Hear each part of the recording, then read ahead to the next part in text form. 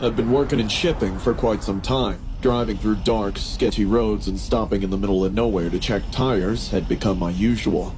On one side of the highway, I often witnessed the Canadian Rockies, standing like towering giants. I'd driven this stretch 100 times before, but that night seemed weird. It felt too quiet, like the road ahead held a bad omen. I passed a small town whose name I had forgotten, with my caffeine-dead mind and bladder full. I had missed the last rest stop altogether, oblivious that I was not using the last mile marker. And I couldn't wait another 30 miles, so I pulled over. Opening the door, I stepped out and took a long stretch. My back was killing me. I walked to the tree line to release myself. The black silhouettes of pine trees were moving in the cool wind. They were so dense that pitch black rested in the backdrop. Once done, I reached into my pocket and grabbed a cigarette. I lit it and took a couple of slow drags to calm down. As I stood there, my eyes slowly adjusted to the darkness surrounding me. I saw a sudden shift in movement behind the trees. At first, I thought it was a deer. The way it sprinted through the trees felt odd. I'd never seen a deer move like that before. Another figure slowly started to emerge from the darkness. A man, seemingly in his 30s, maybe older. He was tall, dressed in jeans and a hooded jacket, but it was hard to tell.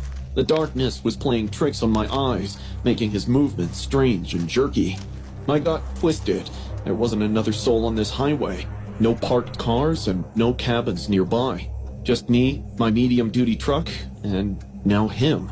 I kept it casual, crushed my cigarette under my boot, and calmly walked back to the truck. I got in and locked the doors. I put it in drive, foot hovering over the gas.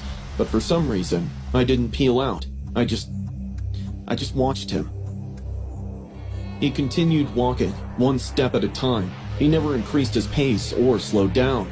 His hood obscured his face, yet his eyes remained fixated on me. His gaze could pierce your soul. He reached the passenger window and stopped. Lifting his bony hand, he knocked on the glass. My body jerked involuntarily. He brought his pale, skinny face closer to the window. I noticed his hollow cheeks and sleepless eyes. His lips were badly cracked, like he hadn't had a drink in days. I didn't want to, but I rolled down the window an inch. "What's up, man?" I asked in a firm voice, gripping the wheel. He let out a deep, raspy breath and replied, "I need you to call the cops." I took a good look at him, trying to find possible signs of an injury to determine if he needed help or not. I couldn't see a single scratch on him. Confusedly, I asked, "Is everything all right?"